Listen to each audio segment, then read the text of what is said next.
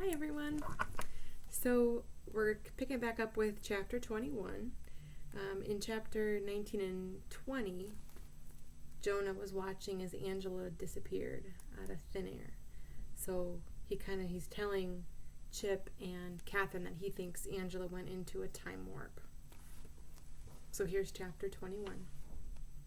Not you too, Chip complained. I'm sorry, Jonah said. He bent over, bracing his hands against his knees, trying to pull more air into his lungs, a delayed reaction to all his frantic pedaling and running. As soon as he could, he looked back up at Chip. I'm not sure that's what happened. I'm not sure of anything anymore. But I think that's what happened because it makes the most sense. The most sense? Chip repeated in amazement. That's the best explanation you can come up with? A time warp? You didn't see what I saw, Jonah said. The edges of his vision were a little blurry even now, but this was a normal feeling. Oxygen deprivation, his mind labeled it. He felt the way he did after he'd played an entire soccer game as a midfielder, running up and down the field for a solid hour. He'd felt this way after the soccer game this morning. Oh, geez, he thought. I played that soccer game and then I rode my bike like a maniac. No wonder I feel so dead. No wonder I'm seeing things. I mean, not seeing things. Seeing someone vanish. Or, wait, maybe she wasn't even there in the first place. His thoughts got so tangled that his mind gave up trying to revise his memory of seeing Angela vanish. It had happened. Period. Kathryn, he gasped, when you said you saw the janitor disappear, I shouldn't have made fun of you. I didn't know. You believe me now? Kathryn said. Why? Understanding dawned on her face. Angela disappeared, didn't she? And you saw it. Jonah nodded. I'll show you. He started to stumble over something. It was his own bike, where he'd dropped it in the middle of the sidewalk. He picked it up, and it was nice to have the handlebars to lean on as he led Chip and Kathryn through the parking lot over to the cluster of pine trees. He dropped his bike again by the curb. She was right here, he said, stepping into the pine needles. I saw her. And then she took one step forward. Jonah took a step. And she was gone, he finished. Jonah rocked back on his heels, stepped forward again. He felt nothing different in either place. There was no temperature change, no wind howling furiously around some time portal. In both spots, before his step and after, he felt just a gentle breeze, the sunshine warm on the back of his neck, the pine needle soft beneath his feet. Guess the time warp only wanted Angela, not you, Chip said mockingly, but there was an edge of fear in his voice. Or, someone's protecting you, Kathryn said. Jonah looked back at his sister. She was in the middle of pulling her hair back, capturing it in a ponytail. Jonah was surprised to see how red her face was. She had a ring of sweat where her bike helmet had pressed against her head, and the sweat was trickling down her cheeks. He was amazed that she was willing to be seen in public like this. Didn't you notice, she began, how when those men were fighting, the janitor guy yelled out, Jonah, Chip, run! He didn't say my name. He didn't say Angela's. You think those guys were fighting over us? Chip asked. Why not you too? You're the babies from the plane, Kathryn said. I'm not. Jonah thought about this. The flight and the fleeing had happened so fast, all he had were jumbled images in his head. But the janitor tackler had seemed to be trying to protect them. How did he know our names? He asked. Mine, I guess he got from Mr. Reardon's office, but Chip's? He remembered something else. And he did recognize Angela. I don't know if you two heard this, because you were out the window already, but he called her Angela Dupree. And he said, it was such a struggle to remember. He said something like, we have wronged you. No, wait. We have wronged you in time. We owe you. In time? Chip whispered. Kathryn sat down on the curb, her elbows propped onto her knees, her face caught in her hands. That whole plane thing did kind of ruin Angela's life, she said. I mean, refusing to talk on the telephone?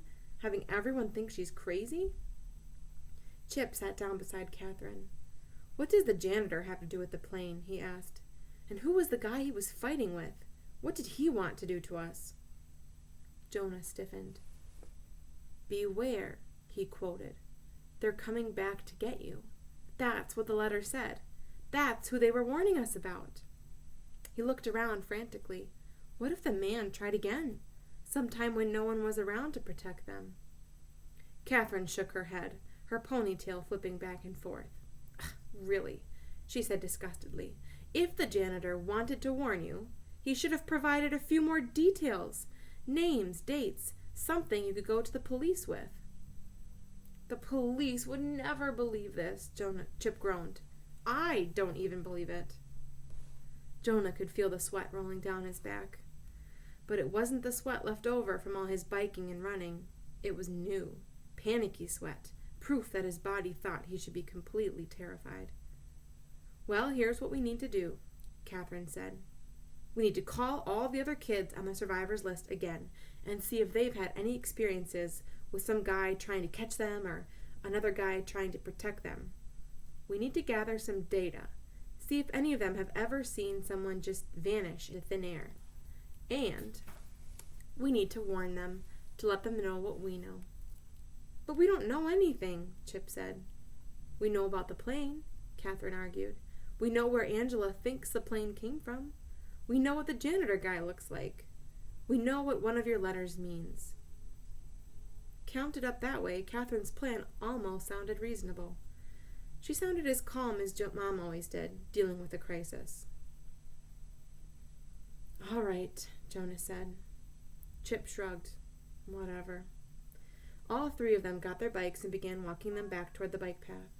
Chip and Kathryn hadn't played a soccer game or pedaled quite as frantically as Jonah had earlier, but neither of them seemed any more eager than he was to speed home.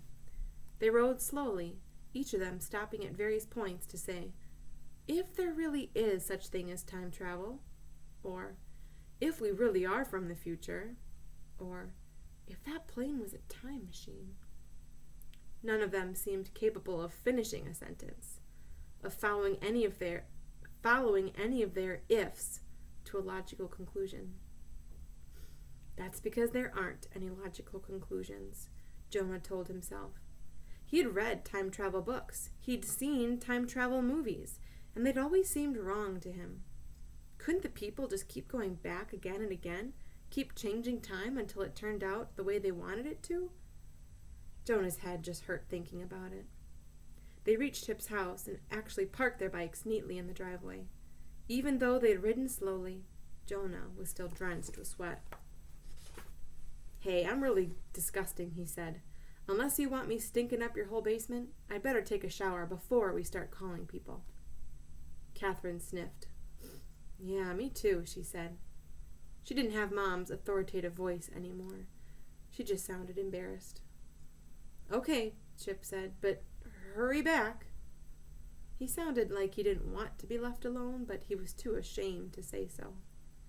Jonah and Kathryn took their bikes back to their own garage. You can have a shower in Mom and Dad's bathroom, Kathryn said, not quite looking at him. This was a big gift on her part, probably a sign that she felt sorry for him, because Mom and Dad's bathroom was bigger and nicer than the one between his and Kathryn's rooms. Thanks, Jonah mumbled, but he didn't really care about where he took his shower right now. In the shower, he stood under the pounding spray for a long time after he'd soaped and rinsed off. The hot water felt good, even though Mom and Dad were always nagging about not wasting water and energy. Suddenly, Jonah decided he wasn't enjoying his shower anymore. He shut off the water, stepped out, pulled a towel from the rack. Distantly, he heard the phone ringing. Then it stopped ringing. Dad must have gotten up from watching the Ohio State game to answer it. Jonah knew Kathryn would still be in the shower because she always took forever. Then she'd always had to spend another eternity drying her hair. She'd be doing well if she made it back to Chip's house before midnight. Jonah? It was Dad shouting up the stairs. Chip's on the phone. He said it's urgent. Can you get the phone up there? Sure, Jonah said. He wrapped the towel around his waist and went for the phone in his parents' bedroom. Got it, Dad, Jonah yelled. He heard the click that meant Dad had hung up downstairs. Hello? They're gone, Chip said, his voice cracking. What's gone? The lists on my computer. The survivors list, the witnesses list, the files where Kathryn and I were keeping checklists about who said what. It all disappeared. But the rest of the computer is fine. How could that be? Chip's voice arced toward hysteria. Calm down, Jonah said. Maybe you just deleted something by mistake? Did you check in your delete file? Not there. Didn't you have everything backed up? Silence. Apparently, he didn't. But you made printouts, Jonah reminded him. I left them at the library, Chip groaned. I didn't get them back from Angela before we climbed out the window. Did you pick them up? Did Kathryn? Jonah thought about this. He could remember the papers lying on the table in front of Angela, right before the first man slammed against the door. What had happened to the list after that? When he'd run around the table to get to the window, had the breeze lifted the pages slightly into the air? After he'd climbed out the window and glanced back, had the papers been sliding across the table as the fighting men jolted it from below? Why hadn't he paid more attention? And why hadn't he simply grabbed the papers as he ran? There wasn't time, Jonah said, his voice unnecessarily angry. Oh, maybe if I call the library, Chip said desperately. Maybe somebody found them. Don't bother, Jonah said. They weren't there when I went back. He was sure of that. Do you think Angela took them? Chip asked. Jonah shrugged, forgetting that Chip couldn't see him. What good does that do us? Jonah said. He didn't want to speculate about where Angela might have gone with the papers. Then a new thought occurred to him. Doesn't Kathryn still have all the pictures stored in her cell phone? No, she deleted them after we downloaded everything, Chip moaned. She said they took up too much space. And she was worried that your parents might see them, because sometimes your mom borrows that phone. That was true. Mom had been having trouble with her own phone battery. Then we don't have anything left from those lists at all? Jonah asked, his own voice edging towards panic. Nothing? Well, I still have Daniela McCarthy's phone number on my cell, Chip offered. But no one else's? I used our home phone for everything else, Chip said. Kathryn told me I was being mean, trying to rack up all those minutes on my cell phone. And you actually listened to her? Jonah wanted to scream. Instead, he squeezed his eyes shut. Stay calm, he ordered himself. Your parents, he began slowly, if they don't want to talk about you being adopted, do you think they might have deleted those files? Do you think if maybe you went and asked them? My parents never look at my computer, Chip said bitterly. They don't care. The only people who knew about those files were you and Kathryn and me. And I didn't tell anyone. Did you? Did Kathryn? No, Jonah said automatically. But he still had his eyes squeezed shut, and it was as if his memory was displayed in the back of his eyelids. He could see his own hand writing across a page. All the information is on Chip's computer in the basement at his house. Oh no, Jonah said. His eyes sprang open again, and he caught a glimpse of his own stricken expression in his parents' mirror. The note I left for my parents when we went to the library, just in case something happened. Did they read it? Chip asked, horrified. You think they came over and erased my computer files? Would they do that? No. But Jonah took the phone and rushed down the hall to his own room. The note was still hidden in the top drawer of his desk, right beside the mysterious letter. Beware, they're coming back to get you. He thought about the casual way Dad shouted up the stairs about the phone call. Dad hadn't seen this note, and Mom was still out running errands. She hadn't seen it either. Then he remembered the man at the library, struggling under the table as Jonah scrambled out the window.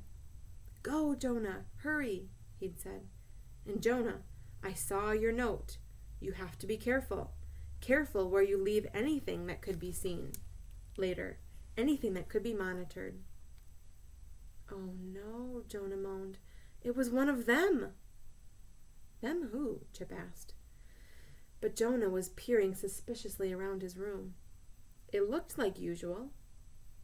The NBA poster a little crooked on his wall, the blue bedspread slightly rumpled, the closet door open a crack with his shoes half in, half out. It was all so familiar. But it had been invaded at least twice now that he knew of. The very air seemed to crackle with danger. Except, was it really dangerous right this minute? If people could just appear anywhere they wanted, and he was still trying to get his mind around that idea, why didn't someone just grab him now?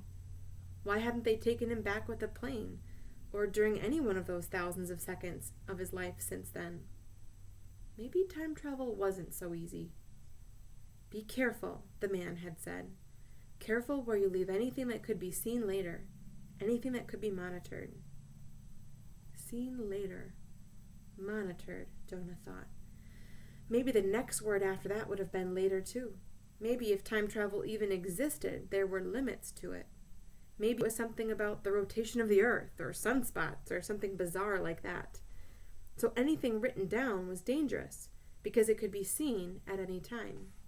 And other things that could be monitored, were cell phones, computer hard drives, and... Jonah gasped. Chip, I can't tell you anything right now, not over the phone. Why not? Chip demanded. This is crazy. You're starting to sound like Angela. What if Angela's right? And that's the end of chapter 21.